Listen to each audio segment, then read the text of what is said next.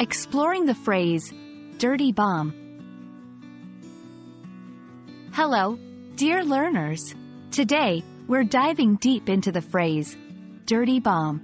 This phrase is often used in news and media, so it's crucial to understand its meaning and context.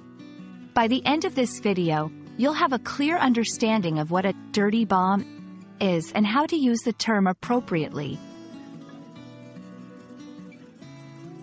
A dirty bomb consists of two words, dirty and bomb. Individually, these words have their meanings. Dirty often refers to something that is unclean or contaminated.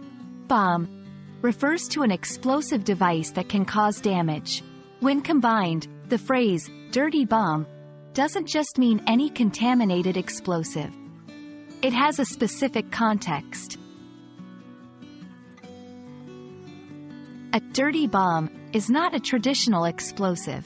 Instead, it's a type of bomb that combines conventional explosives, like dynamite, with radioactive material.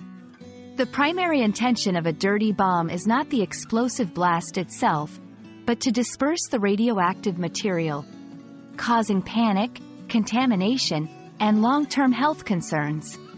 However, it's essential to note that a dirty bomb is not a nuclear bomb. A nuclear bomb has a much larger and more devastating explosion, resulting from nuclear reactions.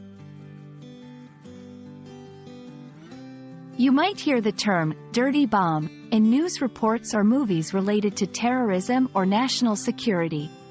It's a term associated with potential threats because the idea of spreading radioactive material can cause panic among the public.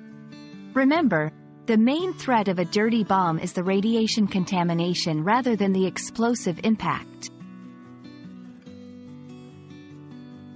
Understanding terms like dirty bomb helps us become more informed consumers of news and media.